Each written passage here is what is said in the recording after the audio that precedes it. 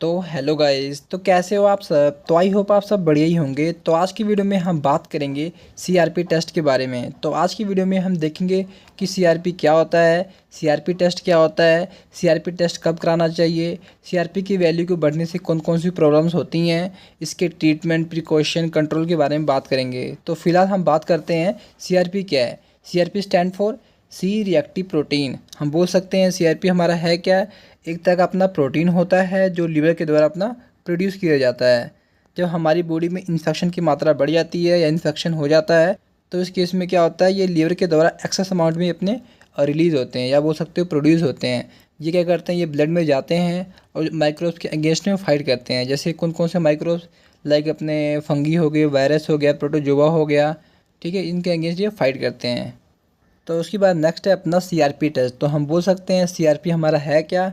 एक तरह का अपना प्रोटीन होता है जो कि हम सीआरपी टेस्ट के द्वारा मेजर कर सकते हैं या बोल सकते हो डिटेक्ट कर सकते हैं।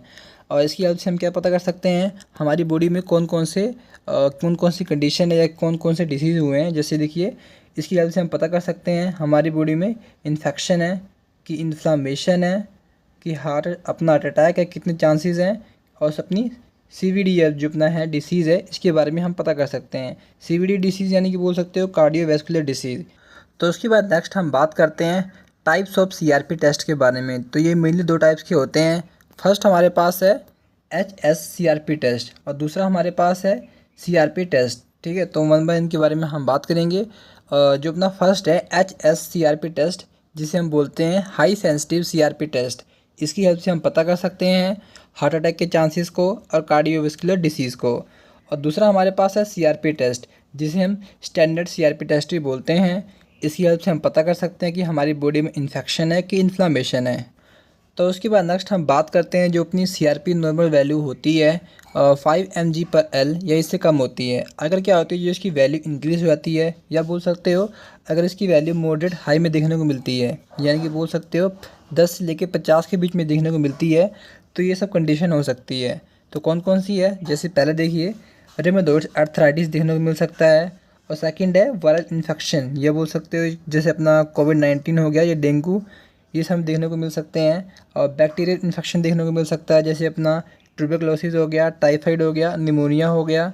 और प्रेगनेंसी केस में भी है जो सीआरपी वैल्यू है वो बढ़ सकती है। और जो लेडीज़ बर्थ कंट्रोल पिल्स लेती हैं उस केस में भी जो अपनी सीआरपी वैल्यू है वो बढ़ जाती है। किडनी के डिसीज़ में, लिवर के डिसीज़ में भी देखने को मिलता है। तो उसके बाद नेक्स्ट हम बात करते हैं एक्सट्रीमली हाई, यानी बोल सकते हो अगर जो सीआरपी वैल्यू है 50 से 100 के बीच में होती है तो क्या हो सकता है, हमें ब्लड कैंसर देखने को मिल सकता है।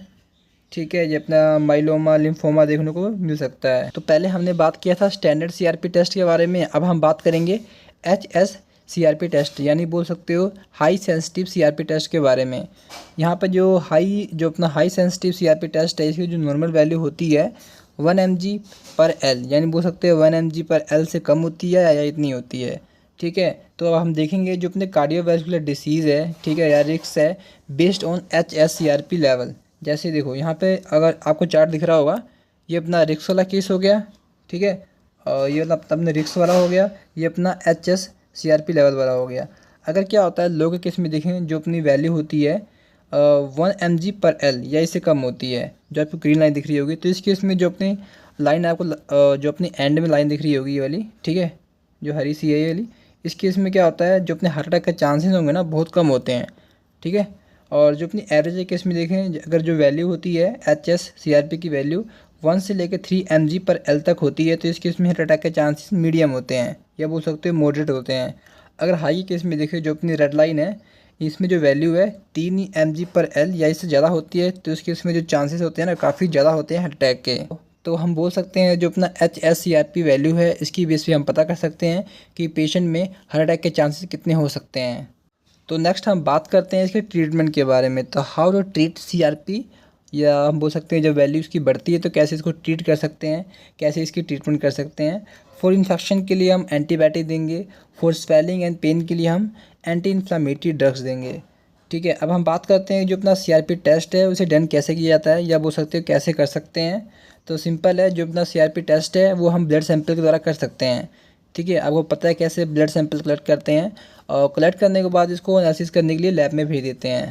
तो उसके बाद नेक्स्ट हम बात करते हैं कंट्रोल ऑफ सीआरपी, यानी बोल सकते हो सीआरपी को कैसे कंट्रोल कर सकते हैं।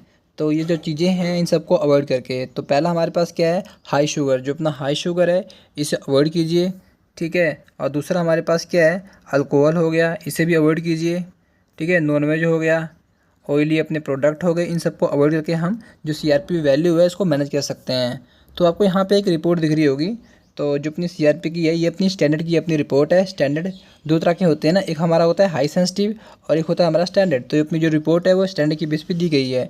तो इसमें जो अपनी आई है ना, आफ्टर एनालिसिस के बाद जो अपना वैल्यू आई है कितनी है, 1.4, और जो रेंज है वो कितना है, 0 से लेके 6 तक, ठीक है। तो हम बोल सकते हैं इस केस में जो अपना आफ्टर एनालिसिस के बाद जो रिज़ल्ट आया है वो ठीक है कि बढ़ा हुआ है कि घटा हुआ है। इसका आंसर आप कमेंट में दीजिएगा कि जो अपना सीआरपी जो वैल्यू है इस केस में इसकी इंक्रीज़ हुई है कि डिक्रीज़ हुई है कि नॉर्मल है, ठीक है। बाकी आई होप आपको समझ आ गया होगा। तो फिर भी कोई भी डाउट रहता है तो कमेंट बॉक्स आपके लिए है, कमेंट कीजिए, मैं उसको रिप्लाई ज़रूर दूंगा।